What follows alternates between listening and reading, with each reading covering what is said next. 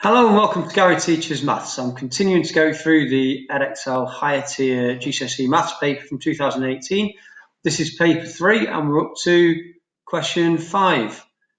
So we've got a right angled triangle here and we're being asked to find the angle ABC. So the first thing is, where is that angle? Well, the angle is where the middle letter is.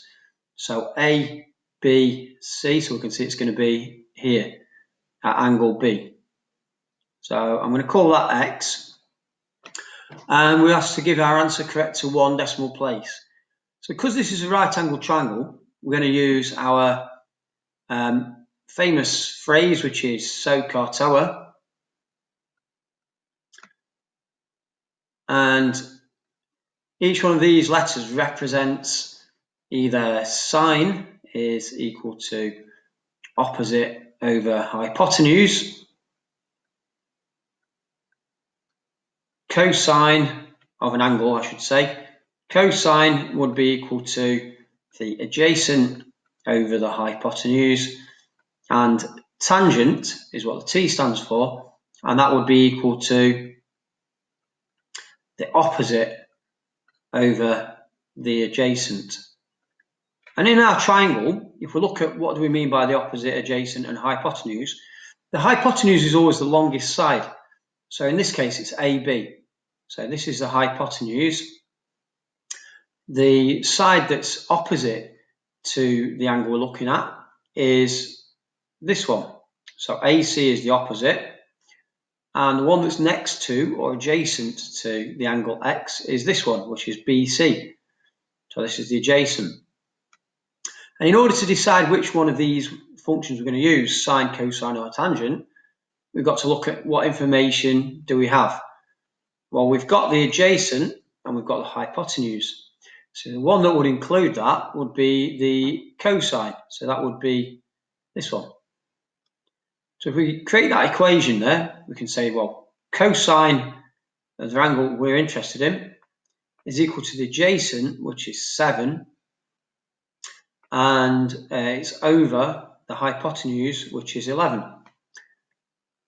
Then in order to find the angle, we need to use the inverse of cosine, which is cos minus 1. So we can say that X is equal to cos minus 1 of 7 over X, like that.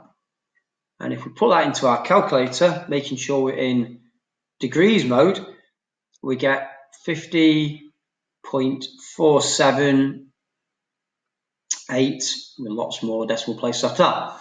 We're interested in the answer to one decimal place, so we're cutting it off here. We have to look at the next place along, and because that's a 7, which is 5 or more, we add 1 onto the first decimal place. So to one decimal place, this becomes 50.5. And that's part A answered. If we're looking at part B now, it says, well, what happens if we reduce side AB? So in other words, we're reducing the length of the hypotenuse, and it says, and BC is going to remain the same, and the angle is still 90. So what we'd basically have if we did that, if I just draw this shape as it would now be, it would be something along these lines. So it's still a right angle. This would now be 10, and this would be 7, and this would be our X. So it's saying, will the value of cos ABC increase or decrease? Well, cos is given by, cos of the angle is given by the adjacent over the hypotenuse. So we can see, well, the adjacent has stayed the same, so that's the same value, but in fact the hypotenuse has increased. So if I keep the numerator of a fraction the same, but I increase the denominator, then overall the value is going to reduce. So the value of the cosine because we've kept the top the same but increased the bottom, is actually going to reduce. So cosine ABC is going to reduce. And we could say because the denominator in the fraction has increased, because it's asked us for a reason. So because the denominator has increased. And that's it, we've done it.